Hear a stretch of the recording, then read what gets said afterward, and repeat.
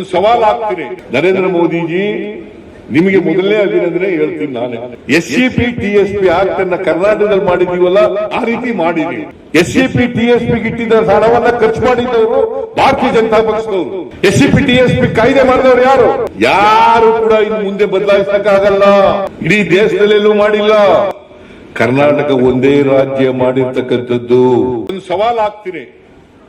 ಏನಪ್ಪ ಸವಾಲು ಅಂತಂದ್ರೆ, ನರೇಂದ್ರ ಮೋದಿಜಿ, ನಿಮಗೆ ಮೊದಲನೇ ಅಭಿನಂದನೆ ಹೇಳ್ತೀನಿ ನಾನೇ. ನೀವು ದೇಶದಲ್ಲಿ SCP TSP ಆಕ್ಟ್ ಅನ್ನ ಕರ್ನಾಟಕದಲ್ಲಿ ಮಾಡಿದೀವಲ್ಲ, ಆ ರೀತಿ ಮಾಡಿ. ನೀವು ಇಲ್ಲಿವರೆಗೆ ಮಾಡಿದಾರ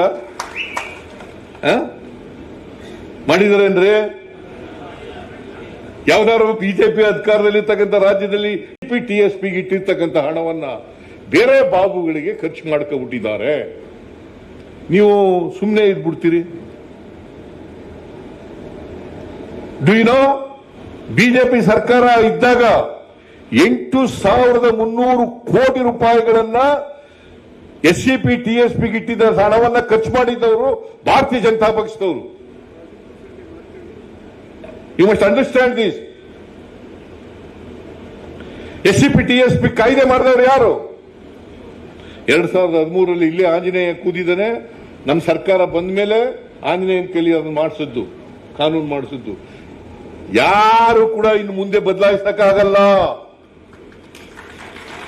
ಆ ಕಾನೂನು ಬದಲಾಯಿಸಕ್ಕಾಗುತ್ತಾ?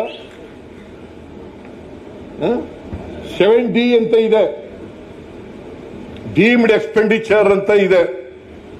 ಬಿಜೆಪಿಯವರು ಯಾಕೆ ರದ್ದು ಮಾಡಲಿಲ್ಲ? ಯಾಕೆ ರದ್ದು ಮಾಡಲಿಲ್ಲ? ಇದನ್ನು ರದ್ದು ಮಾಡಿದವರು ಸಿದ್ದರಾಮಯ್ಯ ಸರ್ಕಾರ 2ನೇ ಸಾರಿ ಬಂದಾಗ, ಕಾಂಗ್ರೆಸ್ ಪಕ್ಷ ಅಧಿಕಾರಕ್ಕೆ ಬಂದಾಗ ರದ್ದಾಯಿತು.